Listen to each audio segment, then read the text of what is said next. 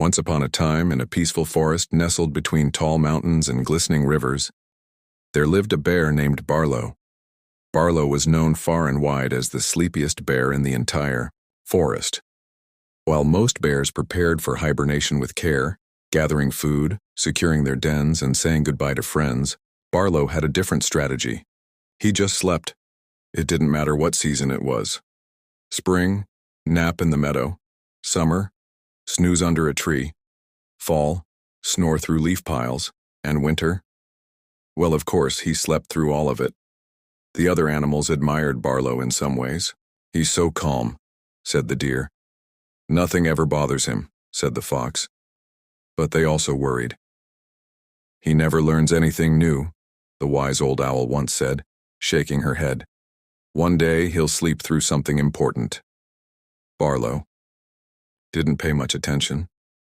"Why worry?" he mumbled through yawns. "Everything always works out." But one year, something unusual happened. It was early autumn, and the forest was bustling with activity.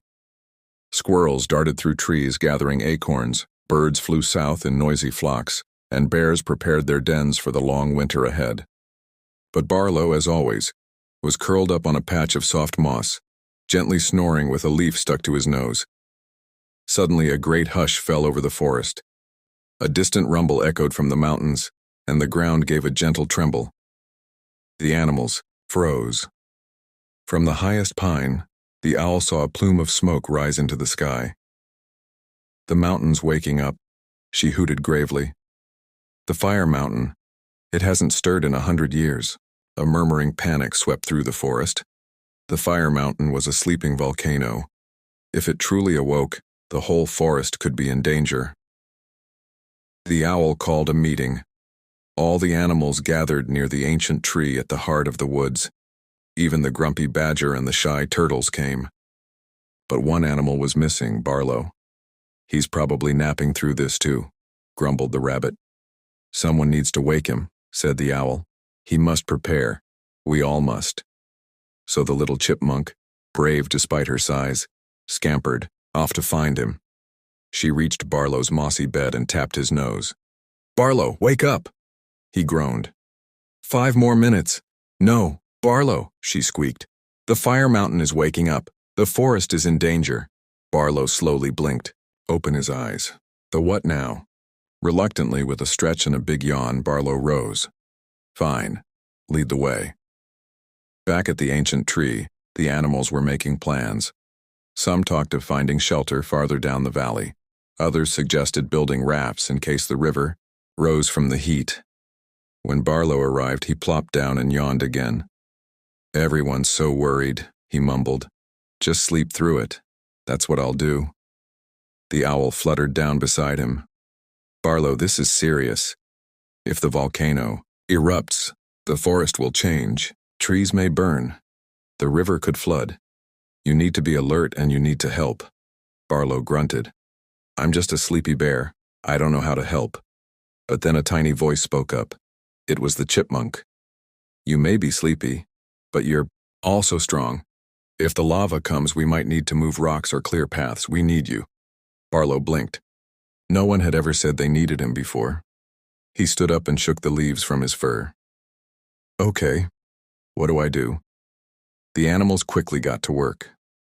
The fox and the deer scouted escape routes. The beavers started building sturdy rafts. Barlow joined the badgers in digging trenches to guide water and ash away from the burrows. He lifted heavy logs and moved stones like they were pebbles. The sleepy bear was sleepy no more. He was helping.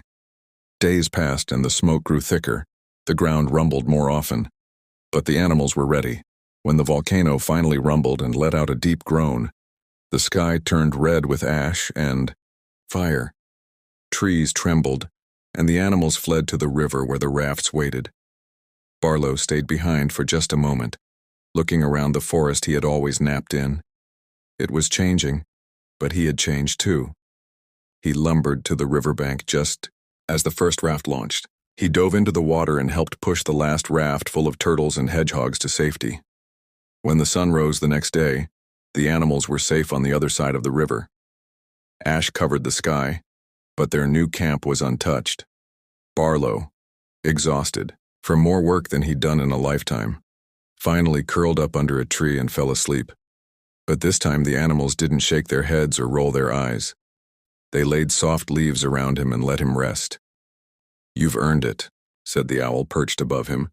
When Barlow woke the next morning, something inside him felt different. Not just tired, not just hungry, fulfilled. He stretched and looked around at his friends. The deer smiled. The chipmunk waved. The fox winked. Even the badger grunted approvingly. "Maybe," Barlow said slowly, "I'll take shorter naps from now on." The forest chuckled, and from that day forward, Barlow became known not only as the sleepy bear, but the strong and loyal one too, the bear who woke up just in time to save them all.